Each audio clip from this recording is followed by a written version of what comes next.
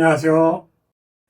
질병은 크게 급성질병과 만성질병으로 나눌 수 있다고 앞에서 여러 번 말씀드렸는데요. 이 영상을 처음 보시는 분들이 있어서 다시 간단하게 정리해 보겠습니다. 우리가 살다 보면 갑작스럽게 몸에 손상이 오는 경우가 있죠. 예를 들면 운동하다가 또는 어떤 사고로 인해서 상처를 입는다든지 골절이 된다든지 갑자기 정신적인 큰 충격을 받아서 쇼크로 정신을 잃는다든지 요즘처럼 코로나 같은 감염성 질환에 걸린다든지 이런 것들은 평소에는 건강했는데 갑자기 몸에 문제가 생긴 것이잖아요. 이런 경우를 급성질환이다 이렇게 볼 수 있고요. 그래서 이러한 급성질환은 바로 병원에 가서 적절한 조치를 하면 대개는 정상으로 회복할 수 있는데요. 물론 부상이나 손상 정도가 심각해서 치료를 하더라도 장애를 남기는 후유증이 있는 경우도 있지만 보통의 급성질환은 대부분 정상적으로 회복할 수 있어요. 반면에 고혈압이나 당뇨나 오래된 위장병이나 류마티스 질환 같은 자가 면역성 질환, 이러한 질환들처럼 6개월 이상 지속되는 질환을 만성질환이다 라고 하는데요. 만성질환은 갑자기 생긴 질환이 아니라 그전부터 서서히 제 기능을 못하는 세포들이 조금씩 늘어나면서 오랜 시간에 걸쳐서 진행된 결과로서 만성질환이 나타나게 되는 것이죠. 그래서 급성질환은 전적으로 현대의학의 도움을 받는 것이 빠르게 회복할 수 있는 방법이지만 만성질환에 있어서는 현대의학에 의존하는 방법만으로는 완치의 길로 가기가 굉장히 힘들어요. 현재 만성질환에 병원에서 사용하는 화학약품은 임시, 잠깐 조절하는 역할만 하는 것이지 이것이 세포를 건강하게 살려서 원래 상태로 회복시켜주지는 못하거든요. 예를 들면 고혈압이나 당뇨약들이 몇 개월 먹고 완치되어서 끊는 약들이 아니잖아요. 대부분 조절제로 평생 먹어야 하는 약들이지요. 또 위장병도 마찬가지인데요.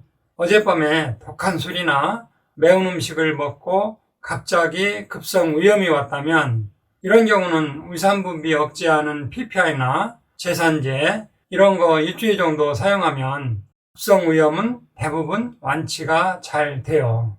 그런데 세포 기능이 조금씩 서서히 긴 시간에 걸쳐서 문제가 생긴 만성위염이나 우축성위염이나 장상표화생은 PPI나 제산제를 몇 개월 사용한다고 해서 낫는 질환이 아니에요.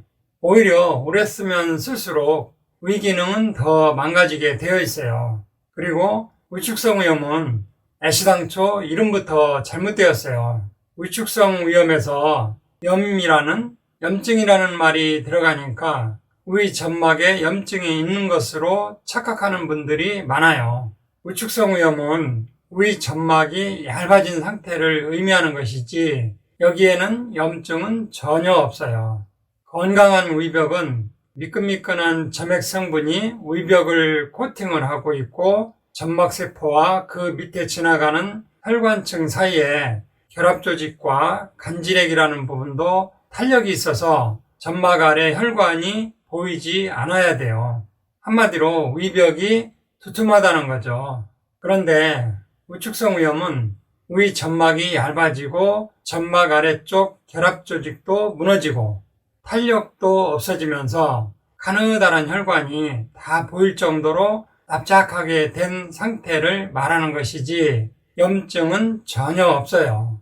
그러니까 위축성 위염이라는 표현은 정확한 표현이 아니고 위벽이 얇아졌네요 이렇게 해야 되는데 이렇게 하면 병명 같지를 않으니까 그냥 위축성 위염이라고 한 것으로 생각돼요.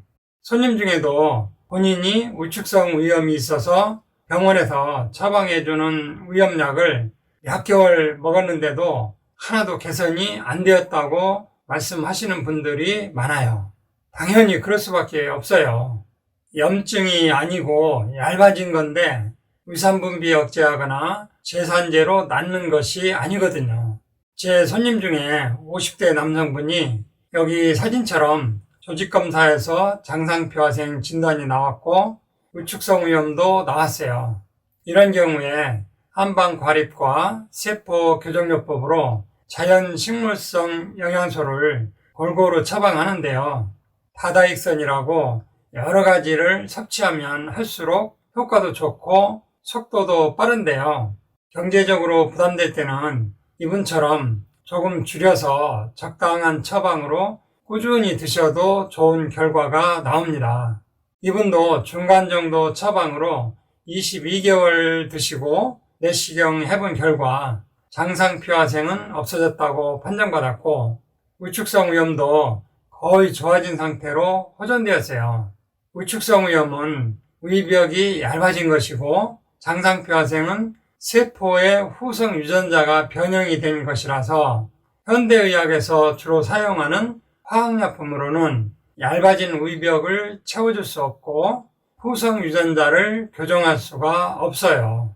그래서 병원에서는 약이 없다고 할 수밖에 없고 관리만 하고 정기적으로 내시경 관찰을 해야 된다라고 할 수밖에 없어요. 그러나 한방과립이나 세포를 교정하는 천연물 영양소로는 위벽을 채워줄 수 있고 후성 유전자를 교정할 수 있기 때문에 완치되는 분이 자주 나오는 것이죠. 다만 지난 시간에도 말씀드렸다시피 개인마다 세포 분열 주기가 다르기 때문에 짧은 시간에 낫느냐 시간이 조금 걸리느냐 하는 시간적 차이는 있을 수밖에 없어요. 지금까지 들어주셔서 감사합니다. 이상으로 오늘 천약사의 건강과 약 이야기는 여기서 마치겠습니다. 감사합니다.